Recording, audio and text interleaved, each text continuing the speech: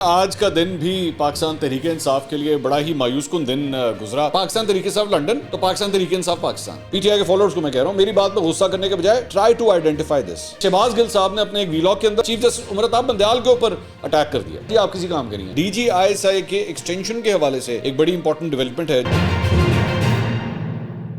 السلام علیکم ناظرین، میں ہوں منصور علی خان، اپنے ڈیجیٹل چینل کے اوپر آپ کو خوش آمدید کہوں گا۔ ناظرین، آج کا دن بھی پاکستان تحریک انصاف کے لیے بڑا ہی مایوس کن دن گزرا۔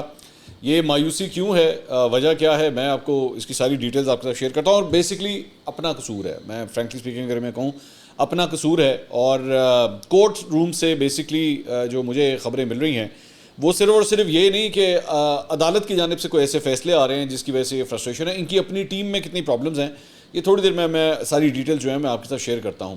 اس کے علاوہ اور بھی بڑی انٹرسٹنگ خبریں ہیں۔ D G I S I کے ایکسٹینشن کے حوالے سے ایک بڑی امپورٹنٹ ڈیولپمنٹ ہے جو میں آپ کے ساتھ شیئر کرنا چاہوں گا۔ یہ اینڈ تک یہ ویڈیو ضرور دیکھیے گا، لیکن سب سے پہلے آپ سے ریکویسٹ ہے چینل کو سبسکرائب ضرور کیجیے۔ 8 لاکھ سبسکرائبرز کا ہمارا ٹارگٹ ہے اور 29% اپنا ٹارگٹ ہم آلریڈی اچیو کر چکے ہیں۔ Thank you so much for that. آپ ہماری بات سنتے ہیں، ہمیں سپورٹ کرتے ہیں، تھینک یو سو مچ۔ بہت میرے لیے بہت آنر کی بات ہے فرینکلی اسپیکنگ۔ تو اگر آپ اس چینل کو پسند کرتے ہیں تو چینل کو سبسکرائب کیجئے، بیل آئیکن پریس کیجئے، آل ویڈیوز کو پریس کیجئے، اور اگر ویڈیو پسند آئے تو لائک ضرور کیجئے، اس سے بھی ہماری جو ہے وہ ہیلپ ضرور ہوتی ہے۔ خبریں ذرا جلدی جو ہے وہ سٹارٹ کرتے ہیں۔ سب سے پہلے تو جناب اوپن مارکیٹ کے اندر ڈالر آج 2 روپے مزید مہنگا ہو گیا، 333 روپے کے اوپر جو ہے اب پرائس کوٹ کی جا رہی ہے۔ فرینکلی اسپیکنگ 333 بھی نہیں ہے ایکچولی، یہ آپ لینے جائیں گے نا جب تو یہ آپ کو 340 کے آس پاس بھی مل سکتا ہے جا کے۔ یہ مطلب ریئلسٹک پوزیشن جو ہے وہ یہ ہے۔ پھٹے کے اوپر جو پرائس لکھی ہوئی ہے، میں پھٹا ہی کہوں گا اس کو، وہ 333 کی آ رہی ہے۔ اور اب تک بائی دا وے جب سے یہ نگراں حکومت آئی ہے ڈالر 37 روپے اوپر جا چکا ہے آلریڈی، 37 روپے کی جمپ آلریڈی آبزرو ہو چکی ہے۔ اور صرف یہ نہیں بلکہ ایک اور خبر جو ہے وہ چینی کے حوالے سے بھی کوئی زیادہ اچھی نہیں ہے۔ یہ پچھلے خاص طور پہ 2-3 دن کے اندر یہ بحران دیکھنے میں آ رہا ہے کہ چینی کا مسئلہ جو ہے وہ سنبھالا نہیں جا رہا۔ اب اس کے اندر بھی فنگر پوائنٹنگ جو ہے وہ شروع ہو گئی ہے۔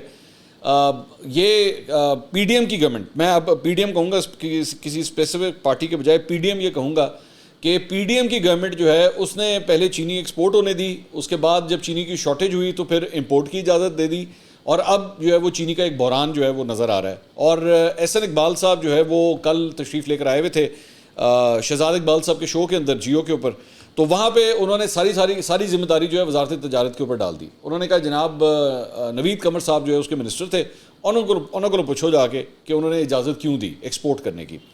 جبکہ اس کے رپلائی کے اندر پھر پاکستان پیپلز پارٹی کا بھی جواب آیا کہ جی یہ جو بڑے معاشی فیصلے ہوتے تھے نون لیگ کرتی تھی، وہی بات ہے نا، میں نہیں کہتا تسی کہتا ہے، یہ پاکستانی پولیٹکس کے اندر یہی ہے۔ بٹ فرینکلی اسپیکنگ اگر مجھ سے کوئی یہ سوال کرے تو یہ پوری پی ڈی ایم کے اوپر جو ہے یہ اس کی ذمہ داری جاتی ہے۔ آج اس وقت 210، 220، 230 روپے کلو تک جو ہے وہ چینی کی قیمت جو ہے وہ کوٹ کی جا رہی ہے۔ اب آپ اسی سے اندازہ کیجئے کہ ان کی کیا پرفارمنس ہے، اور یہ سارا کچھ ان کا کیا دھرا ہے۔ دوسری بات یہ کہ یہ جو بجلی کے بلوں کے اندر بھی یہ ہو رہا ہے، یہ بھی میں پہلے آپ کو بات کہہ چکا ہوں کہ آخری جو آئی ایم ایف کے ساتھ جو ایگریمنٹ کیا گیا، وہ جو ان کی شرائط مانی گئیں وہ بھی پی ڈی ایم کی گورنمنٹ نے کی تھی۔ وہ پاکستان تحریک انصاف نے انیشل معاہدہ تو کیا تھا، لیکن کرتے آخری قسط نکلوانے کے لیے وہ بھی پی ڈی ایم کی گورنمنٹ نے۔ تو everyone has to share the responsibility.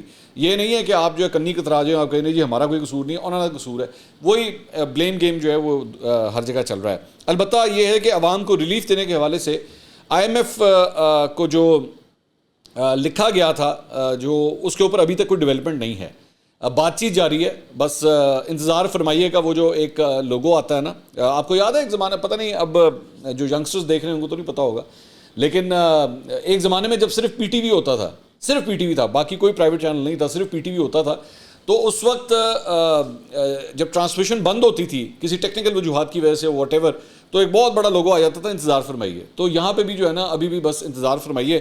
ویسے پلان انہوں نے یہ بنایا ہوا ہے گورنمنٹ نے کہ 300 یونٹ تک صارفین کے بلوں میں 3,000 روپے تک کی کمی کی جائے گی، 60 سے 70,000 روپے تک بجلی کے بلوں میں 13,000 روپے تک کی کمی ہوگی، اور بجلی پر ریلیف دینے کا معاملہ آئی ایم ایف کی البتہ رضامندی سے مشروط ہے۔ تو وہ ہم جہاں کھڑے تھے نا ابھی تک، ہم فرینکلی اسپیکنگ وہیں کے وہیں کھڑے ہوئے ہیں، اس میں کوئی مزید ڈیولپمنٹ جو ہے وہ نہیں ہے۔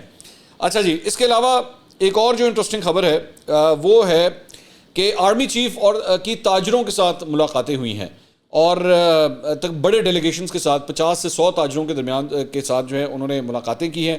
لاہور کے اندر بھی یہ ملاقاتیں ہوئی ہیں, کراچی کے اندر بھی آرمی چیف کے ساتھ ملاقاتیں ہوئی ہیں.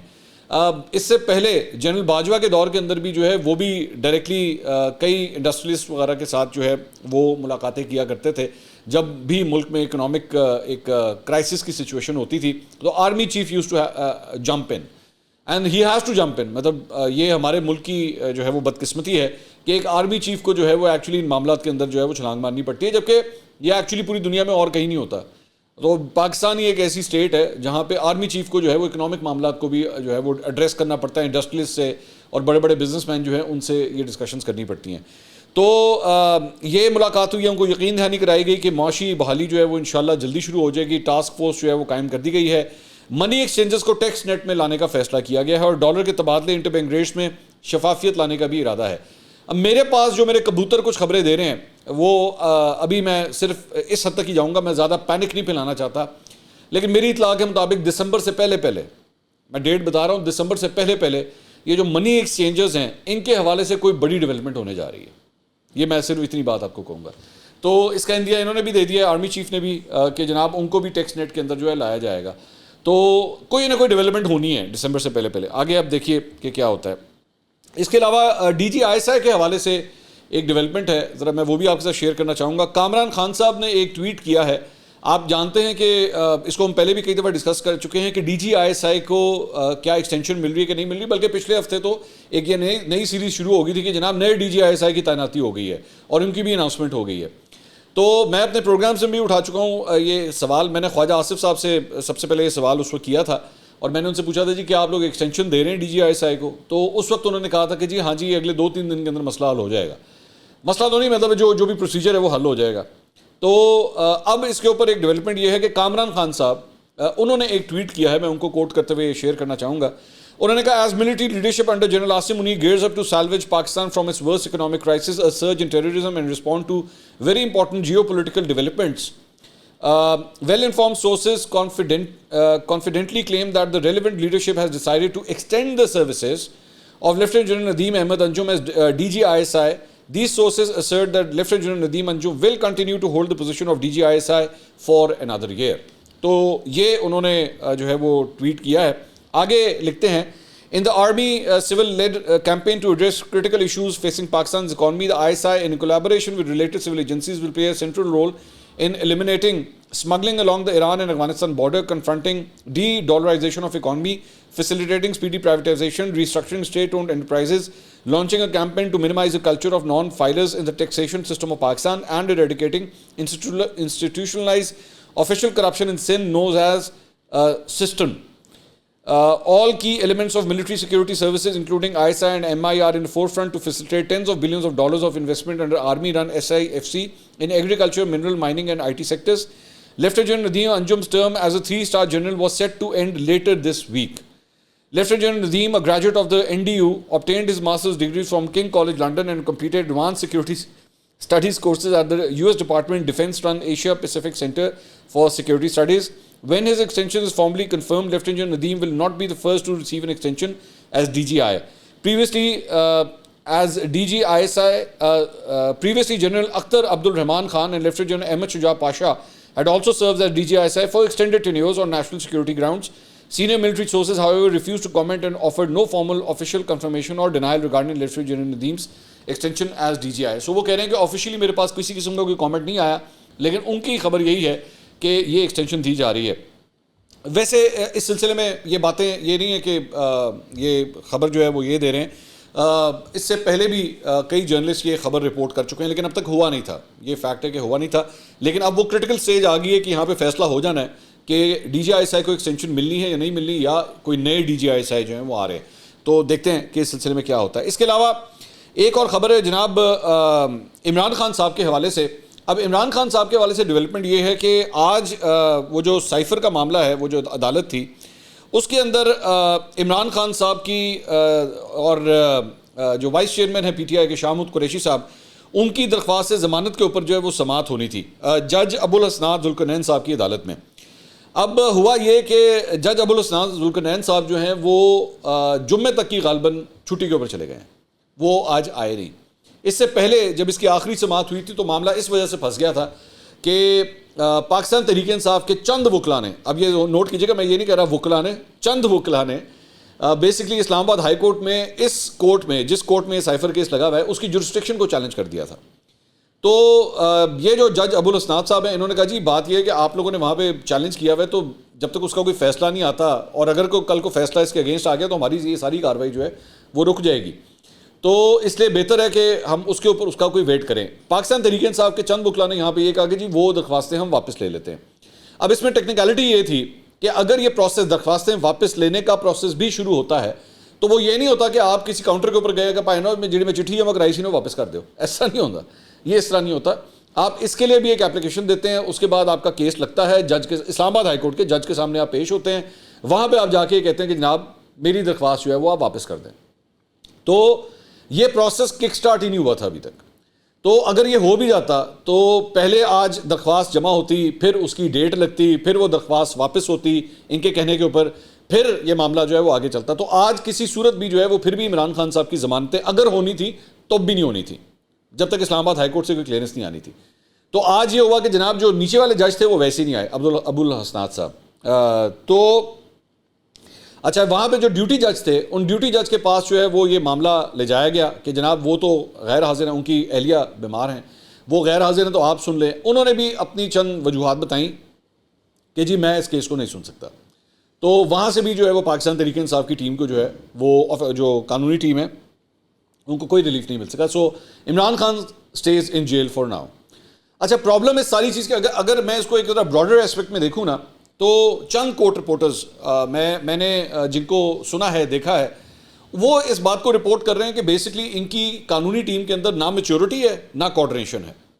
مطلب میں یہ پہلے بھی بات کہہ چکا ہوں کہ too many cooks spoil the broth, مطلب وہ بیڑا غرق کر دیتے ہیں ایک ڈش کا اگر بہت زیادہ کوکس جو ہے نا وہاں پہ موجود. اور یہاں پہ بھی یہی ہو رہا ہے, مطلب وہاں پہ اسلام آباد ہائی کورٹ میں ایویں کسی نے جا کے پنگا لے لیا نہ کرتے, یہاں پہ شاید عمران خان صاحب کی ضمانت کے اوپر جو ہے آلریڈی کاروائی شروع ہو چکی ہوتی لیکن نہیں ہوئی. ٹھیک ہے, تو یہ صورتحال ہے. اب اس کی وجہ سے مسئلہ, اچھا یہاں پہ پھر چند ایسے بھی جو ہے وہ قانونی ٹیم کے لوگ ہیں جو بیٹھ کے سیلفیاں بنوانے میں, ٹک ٹاک بنوانے میں, انٹرویوز دینے میں زیادہ انٹرسٹڈ ہیں رادر دین قانونی معاملات کو دیکھنے کے. ان چیزوں کے اندر وہ زیادہ انٹرسٹڈ ہیں. تو خواجہ حارث صاحب جس طرح پہلے ڈیل کر رہے تھے ان کا کچھ اب نہیں ہے, ظاہری بات ہے انہوں نے اپنے آپ کو الگ کر لیا اس قانونی ٹیم سے. اچھا دوسری بات یہ کہ صرف یہ نہیں, اب میں آپ کو ایک اور اس پہ بریکنگ نیوز آپ کو دینے جا رہا ہوں.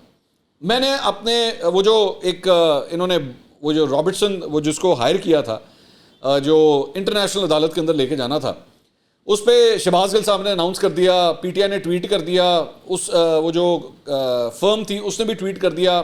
اس کے بعد جو رولا رپا پڑا تو سارا کچھ جو ہے وہ فال بیک ہو گیا اور سارا کچھ رول بیک کرنا پڑ گیا.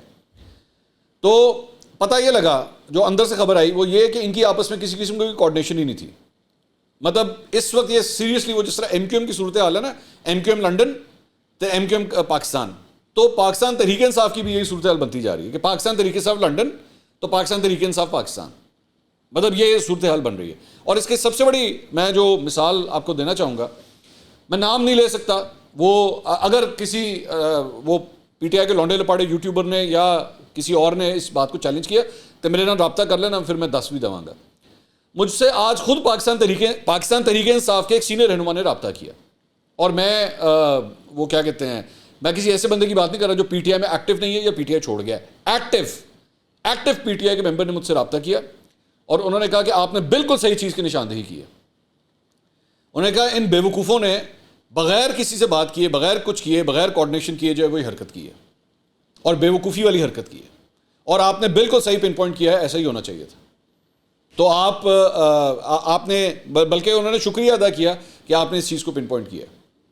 تو مطلب دس ایکچولی پرووز کہ ان کی آپس میں کوآرڈینیشن کس طرح چل رہی ہے. میرا سب سے بڑا یہاں پہ سوال یہ ہے کہ آپ کے لیڈر اس وقت جیل کے اندر ہیں, ایک کوآرڈینیٹڈ ایفرٹ ہونا چاہیے. مطلب ظاہری بات ہے میری کوئی عمران خان سے نہ دوستی ہے نہ دشمنی ہے, مینو کی لگے تھی پاویں جنوں جیل پاؤ تو پاویں باہر کر لو, بٹ مائی پوائنٹ از کہ ایک بندہ جیل کے اندر ہے. خیر پی ٹی آئی کے تو ان کے ہوتے ہوئے بھی عمران خان صاحب جب جیل سے باہر تھے تب بھی ہم نے ہمیشہ پی ٹی آئی کے اندر ڈویژنز دیکھی ہیں, مطلب شاہ محمود قریشی, جہانگیر ترین لڑائیاں آپس میں, اس کے علاوہ باقی لوگوں کی بھی وہ ہم نے سب کے سامنے دیکھی ہیں. لیکن پھر بھی اس کے اوپر ایک لیڈر رہتا تھا عمران خان صاحب کی وجہ سے. اب صورتحال یہ ہے کہ وہ اندر ہیں تے جس کا جو دل کر رہا ہے، کوئی ادھر گولی چلا رہا ہے، کوئی ادھر گولی چلا رہا ہے، کوئی اپنا کام کر رہا ہے، کوئی ادھر جا رہا ہے، مطلب کوئی کوآرڈینیٹڈ ایفرٹ نظر نہیں آ رہا۔ نقصان کس کا ہو رہا ہے سب سے زیادہ؟ پی ٹی آئی کے چیئرمین کا، عمران خان صاحب کا۔ آپ ان کے لیے امبیرسنگ سچویشن جو ہیں وہ کریٹ کر رہے ہیں۔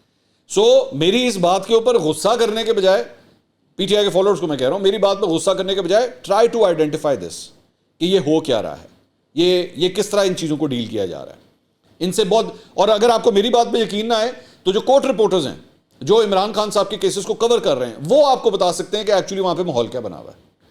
پی ٹی آئی کے اندر ایک سیلفی کلچر تو بڑا ہی پرانا ہے، اس میں تو کوئی شک نہیں ہے، وہ تو بڑا ہی بہت ہی پرانا ہے۔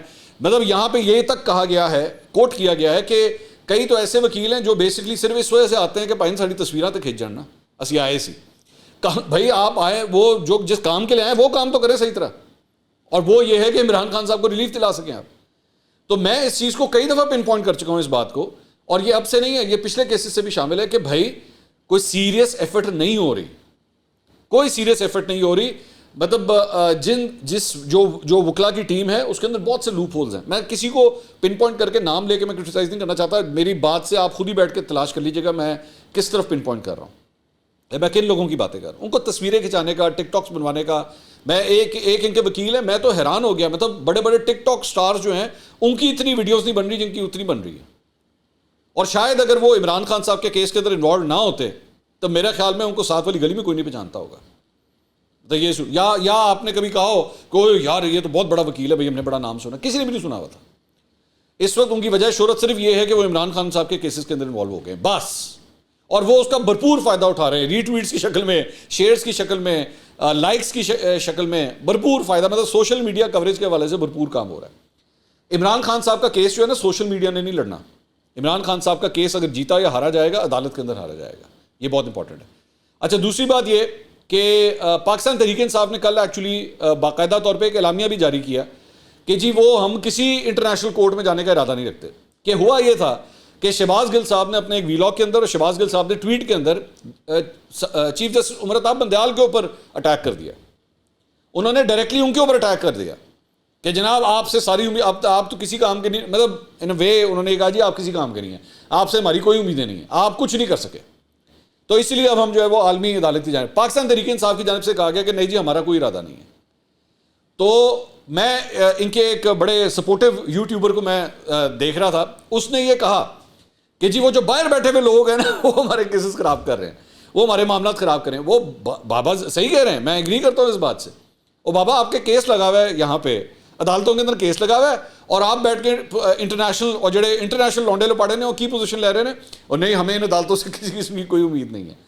اور بابا وہاں پہ انٹرنیشنل کرمنل کورٹ نے وہ آ کے جو ہے نا عمران خان صاحب کو ضمانتیں نہیں دینی، انہی کورٹس نے دینی ہے جن کے اوپر آپ انگلیاں اٹھا رہے ہیں۔ یہ دیکھا نا اسلام آباد ہائی کورٹ والی جو بے وقوفی کی تھی، اس کا کیا ہوا؟ پھنس گئے، ورنہ شاید اب تک عمران خان صاحب کی سائفر معاملے کے اندر ضمانت ہو چکی ہوتی۔ خیر ایک اور خبر جو میں آپ کے ساتھ شیئر کرنا چاہوں گا اس کا تعلق ہے جناب صدر مملکت کے ساتھ، اور وہ یہ ہے صالح ظفر صاحب نے بیسیکلی یہ خبر دی ہے جنگ میں۔ انہوں نے کہا کہ عارف الوی آئندہ ہفتے کے دن سے ملک کے نگراں صدر کی حیثیت اختیار کر لیں گے، اس روز ان کی آئینی میعاد ختم ہو جائے گی، اور اس طرح ملک میں وزیر اعظم اور صدر دونوں اپنے عہدوں پر ڈنگ ٹپاؤ کی حیثیت کے حامل ہوں گے۔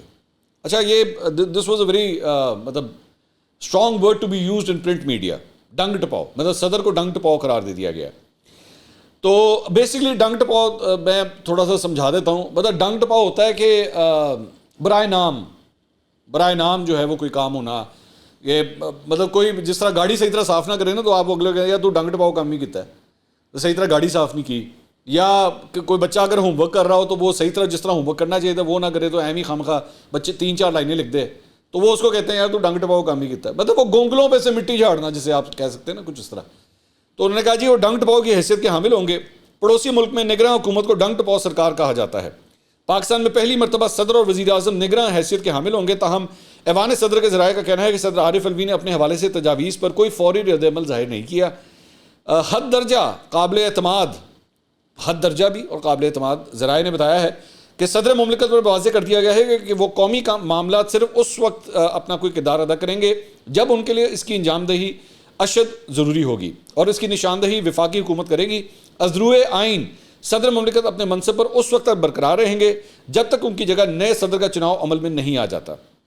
ملک کے مخصوص حالات میں صدر عارف الوی سے ان کی آئینی مدت پورا ہونے کے بعد کیا جائے گا. حالات میں صدر عارف الوی ذرائع کے مطابق عارف الوی سے ان کی میعاد پوری ہونے کے فوری بعد دریافت کیا جائے گا وہ ملک میں آئندہ انتخابات کے نظام الاوقات کا اعلان ہونے سے کتنے دن پہلے اپنی ذمہ داریوں سے دستبردار ہو سکتے ہیں. قومی اسمبلی کی عدم موجودگی کے باعث صدر کے خلاف مواخذے کی تحریک منظور نہیں ہو سکتی.